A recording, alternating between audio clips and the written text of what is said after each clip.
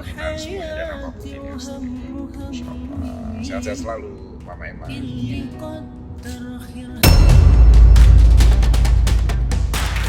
Kalau saya melihat dari kasusnya Vicky Prasetyo ya, ini kan kasus di mana ada unsurnya itu unsur penipuan dan penggelapan, di mana unsur-unsur ini sudah masuk ke dalam kategori untuk bisa dilakukan pelaporan atau dilakukan LP, laporan polisi. Tapi kalau tidak, mungkin upaya hukum ini menjadikan lanjutan dari proses polisian sampai ke pengadilan.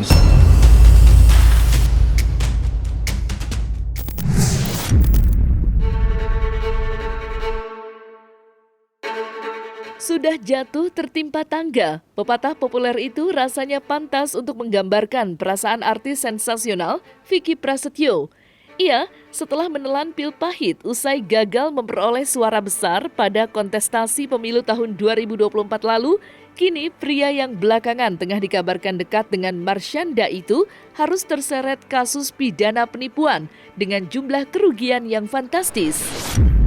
Vicky sendiri dilaporkan oleh seorang kontraktor dengan nama Omi P. Manurung atas kasus penipuan sebesar 1,8 miliar rupiah.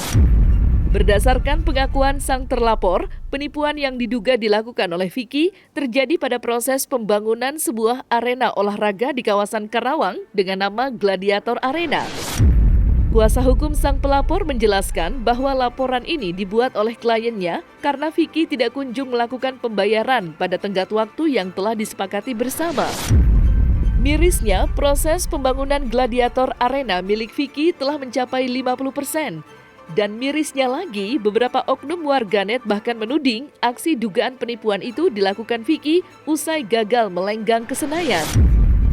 Terlebih lagi, hingga sampai saat ini, Vicky Prasetyo belum sekalipun muncul dan memberikan klarifikasinya di muka umum. Lantas, apa hukuman yang nantinya menanti sang selebriti bila terbukti melakukan penipuan itu? Dan seperti apa pula tanggapan seorang pakar hukum terhadap problematika hukum yang kembali menimpa Vicky Prasetyo?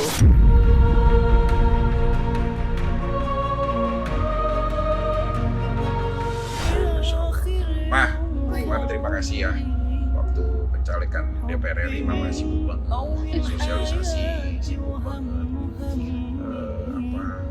Ya pokoknya maksimal banget lah mencalekan semuanya, terus konsekuen juga. Terima kasih atas semua maksimalnya. Hari ini kita menuju guys ke Gladiator Arena Karawang. Ini arsitek ya guys. Kalau dalam bidang pembangunan semuanya dan apapun ini arsitek. Insyaallah. Sehat-sehat selalu, Mama Emma. Kalau saya melihat dari kasusnya Vicky Prasetyo ya, ini kan kasus di mana ada unsurnya itu unsur penipuan dan penggelapan, di mana unsur-unsur ini sudah masuk ke dalam kategori untuk bisa dilakukan pelaporan atau dilakukan LP, laporan polisi. Yang berhak untuk menghakimi seseorang itu bersalah atau tidak, yang menentukan adalah pengadilan. Pengadilan pun itu ada prosesnya. Tentunya kita merajuk kepada masalah kontrak. Nah, kontrak tersebut adalah ada bentuk-bentuk tuh penalti, adanya denda keterlambatan, adanya bentuk-bentuk bagaimana kalau dia gagal bayar, seperti itu. Nanti mungkin polisi bisa mengkaji terhadap apa kontraknya, bagaimana bunyi kontraknya, sehingga itu menjadikan dasar untuk bisa melaporkan seorang untuk bisa dijadikan suatu bahan pertimbangan untuk dijadikan tersangka atau mungkin nanti melangkahnya seperti apa. Nah, semoga aja dengan adanya pelaporan ini mungkin dari pihak terlapor itu bisa membuka lebar-lebar, artinya itikat baik atau kasus ini bisa berjalan dengan damai, tentunya seperti itu. Tapi kalau tidak, mungkin upaya hukum ini menjadikan lanjutan dari proses polisian sampai ke pengadilan. Ya, tentunya dari pihak kepolisian tidak serta-merta melakukan suatu proses penyelidikan terus melangkah ke proses sidik itu tanpa ada suatu alat bukti yang cukup kuat. Nah, alat bukti cukup kuat ini terhadap saksi dan alat buktinya sendiri. Nah, saksi-saksi ini adalah saksi yang melihat, mengalami langsung pada kejadian, tentunya itu akan dilibatkan dalam proses pelaporan ini. Nah, makanya mungkin polisi sekarang lagi mengembangkan dan akhirnya kalau memang sini sudah menyentuhkan bahwa Vicky Prasetyo mutlak ya kan melakukan tindak pidana penipuan dan penggelapan, maka proses sidik lah masuk dan ditentukanlah tersangkanya siapa. Ya kalau saling lapor melapor kan itu biasa ya, namanya manusia semua juga ingin benar, ingin siapa sih yang mau disalahkan ya, kembali lagi kan kepada hukum yang berlaku. Ya, tentunya pasti menjadi catatan penting buat seluruh kontraktor ya ataupun pelaksana proyek, itu harus mempunyai landasan terhadap proyeknya itu secara jelas. Artinya dari proses kontrak sendiri yang sudah dibuat agar itu tidak bisa saling antara kontraktor dengan penyelenggara penyelenggara proyek, ini tentunya dua belah pihaknya harus terikat dan mengikat. Di mana terikatnya adalah bagaimana cara pembayarannya. Terus siapa yang membayar? Seperti itu. Setelah siapa yang membayar, dari mana duitnya? Apakah dari pihak bank ataukah dari pribadi? Nah, itu juga harus jelas. Karena nanti begitu progres ini menyelesaikan suatu progres proyek, tentunya ini siapa yang backup? Apakah dari pihak bank akan datang untuk melihat progres itu selesai? Dari situ baru proses kontraknya ini berjalan. Terus bagaimana kalau ini tidak gagal bayar? Apa yang menyebabkan mereka? Harus ada jaminan. Siapa yang menjamin semua ini? Gitu.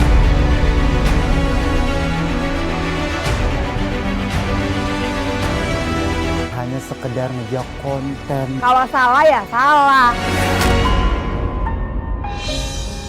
Bisa berlatih. Saksikan bersama saya Vista Putri pukul 18.00 hanya di Cumi. Visit di cumi-cumi.com.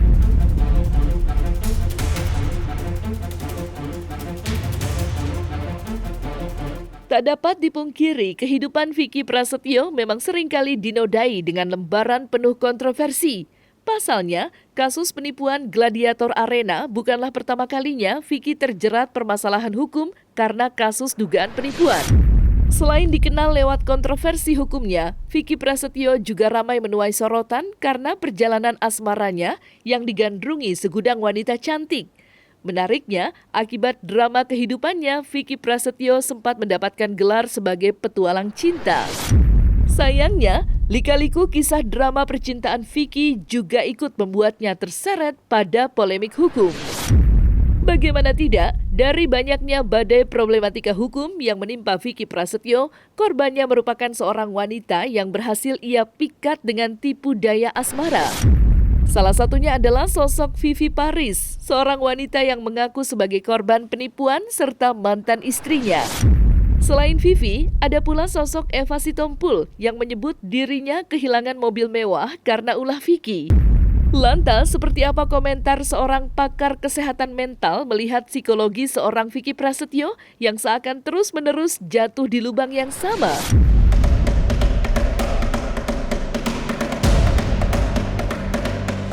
Saya lihat memang keluarganya ini nggak ada rasa jerahnya ya, nggak ada efek jerahnya juga gitu. Dengan berkali-kali Vicky Prasetyo ini melakukan kejahatan dan didukung oleh keluarganya. Dan saya tuh tahu banget, saya kenal mereka semuanya. Setiap kali Vicky Prasetyo menipu orang, itu yang menerima uang adalah keluarganya semua. Dan mereka tahu semuanya. Kenapa saya membawa nama keluarga? Karena yang melakukan itu adalah komplotan. Mental saya akan mengomentari yang sisi-sisi fokus mentalnya. Pada dasarnya, kegiatan apapun yang sekarang itu terlihat atau berdampak negatif, itu sebenarnya dari aku itu akumulasi, ya. Dari mungkin bisa jadi aku ulangi lagi, mungkin kurang perhatian dan lain sebagainya lah ya. Mungkin itu nggak saya jelaskan. Tapi seperti gini, kalau kita di dalam lingkup kecil aja itu membiarkan hal itu dan itu menjadi tradisi atau budaya keluarga bahwa hal itu hal yang biasa atau sebagai mungkin bahkan sampai ada ironisnya tuh itu mata pencarian kan gitu ya, bisa jadi gitu loh, dan itu bagi mereka sah-sah saja gitu loh. Makanya ada orang yang obsesi langsung ambisi itu menghalalkan segala cara. menghalalkan segala cara itu bagi mereka juga halal, tapi bagi orang menyakitkan. Ini beda persepsi aja. Lagi-lagi itu dimulai dari keluarga.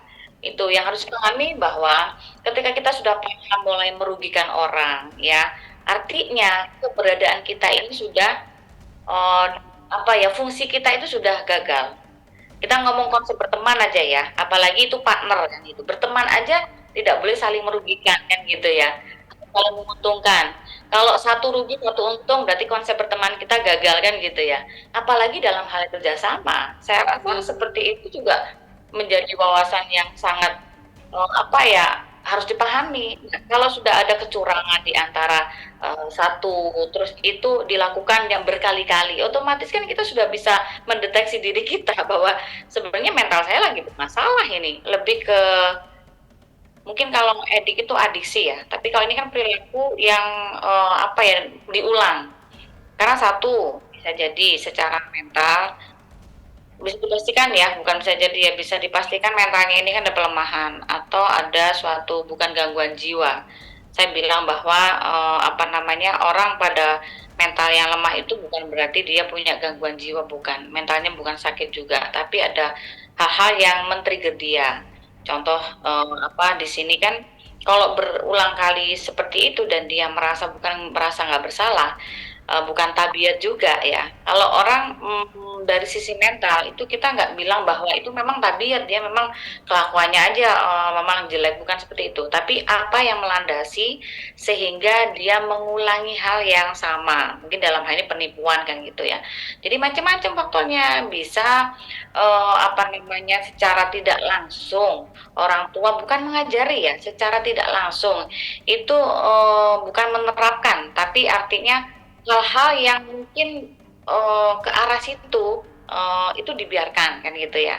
Mulai dari kecil aja kita bilang bahwa dari kecil mungkin menipu bukan menipu ya, bohong bahasanya. Tapi sebenarnya anak-anak bukan nggak tahu itu bohong gitu, bukan nggak tahu juga itu nanti akan jadi kriminal, nggak tahu. Tapi kebiasaan yang sering kali dilakukan toleransi ya, artinya toleransi itu panjang gitu loh. Kalau kita toleransi pendek itu kan, artinya ada hukuman-hukuman kecil ya, komitmen atau konsisten untuk tidak melakukan supaya jerah kan gitu. Satu orang kurang perhatian itu juga akan melakukan hal yang sama, ya, akhirnya gimana ya caranya gitu ya.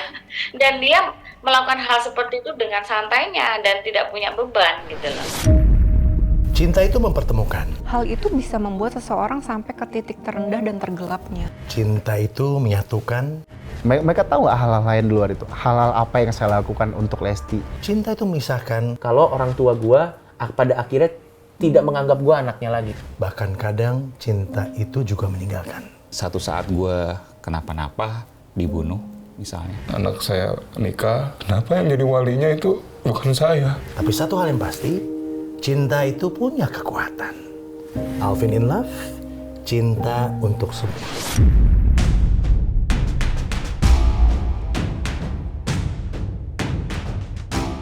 Menelisik lebih dalam rekam jejak kisah drama percintaan Vicky Prasetyo yang terus menggulirkan tanda tanya besar di benak warganet. Seperti diketahui, perjalanan asmara Vicky juga seringkali bersinggungan dengan beberapa selebriti cantik. Namun selalu kandas dan berakhir dengan kasus ataupun perceraian. Ya, Vicky Prasetyo sempat menjalin hubungan yang cukup serius dengan Zaskia Gotik. Mirisnya, hubungan ini berakhir karena adanya dugaan penipuan yang dilakukan Vicky. Mirisnya lagi, keseriusan hubungan mereka telah mencapai babak pertunangan. Selanjutnya, Vicky Prasetyo juga sempat menjadi pembicaraan hangat masyarakat ketika menjalani bahtera rumah tangga bersama Angel Elga. Terlebih lagi, kala itu Vicky sempat menggerebek rumah Angel karena adanya dugaan perselingkuhan. Tidak hanya Angel Elga, Vicky juga sempat menikah dengan mantan istri Deddy Corbuzier, yakni Kalina Oktarani. Yang terbaru, usai bercerai dengan Kalina, Vicky Prasetyo justru dikabarkan dekat dengan artis janda cantik Marshanda. Lantas, mungkinkah selebriti dengan panggilan Caca itu akan menjadi pelabuhan terakhir kisah cinta Vicky dan mengantarkannya kembali ke pelaminan? ngagumin aja kan, aku sosok yang ngagumin dia, jadi ya udah gitu, sebatas itu aja. Maksudnya karena ya kan aku dibilang kan, dari dulu tuh aku ngidolain sosok dia kan, gitu. Dari dia Lala, kamu dulu tuh aku suka banget tuh kalau nonton kamu, aku sampai jalan tuh, kan rumahku di Cikarang, aku sampai jalan tuh ke tetangga aku, karena aku nggak punya TV buat nontonin kamu, gitu. Terus dia kayak, masa sih gitu? Iya, aku semasa kecil aku ya memang kayak begitu di Cikarang, kata aku. Terus aku sampai nungguin kamu, aku ngapresiasiin lah buat kamu gitu sih sebenarnya. Enggak, pokoknya aku ya sama-sama aku coba ngebuka ruang aja gitu kan, dari dulu kan ya kita cepet diiniin apain gitu, ngebuka ruang aja lah. Ya tanya Cacanya merasa ini nggak ada, sekarang lagi nggak ada sih yang deket sama aku. Jujur nggak ada. Aku belum tahu ya kalau untuk hubungan, apakah relationship, apakah ada yang baru atau punya pasangan baru, karena jujur aku nggak tahu kenapa semakin kesini semakin nyantai, dalam arti kayak nggak ada target untuk nikah, nggak ada target untuk nikah lagi, walaupun pengen nikah lagi, punya anak lagi mau, tapi nggak kayak dikejar waktu gitu rasanya. Jadi kayak kalau aku menemukan orang yang tepat, ya udah gitu, kita coba jalanin, dan kalau misalnya baik efeknya, impactnya buat aku dan keluarga aku dan Sienna terutama, ya kita lihat deh nanti.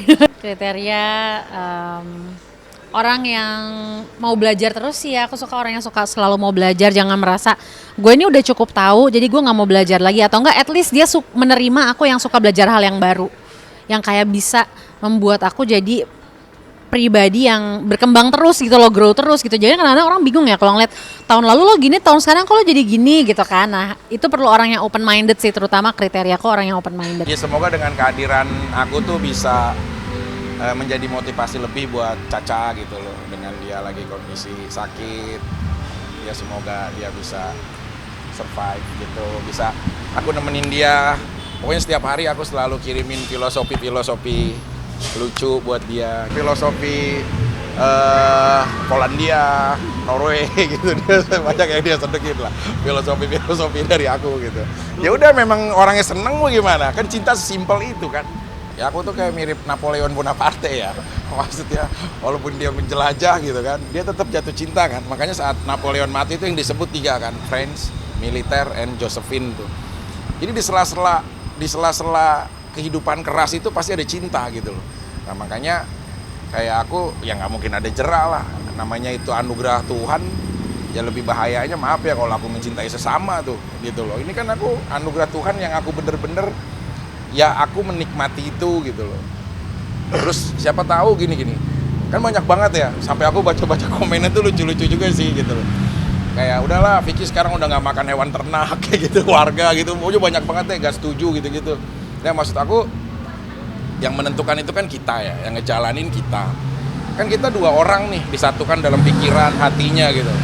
Kalau ada satu hal yang gak nyaman atau menyedihkan ya jangan dilanjutkan gitu loh. Tapi kalau membuat suatu hal ini menjadi bahagia, ya kenapa nggak dipertahankan buat jalan gitu.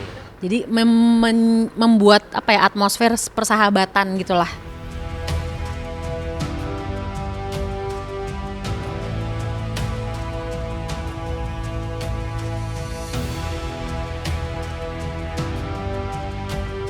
Nah, selesai sudah Cumi Lovers, saksikan terus Cumi Camp In-Depth, kabar lengkap, mendalam, dan akurat dari narasumber terpercaya.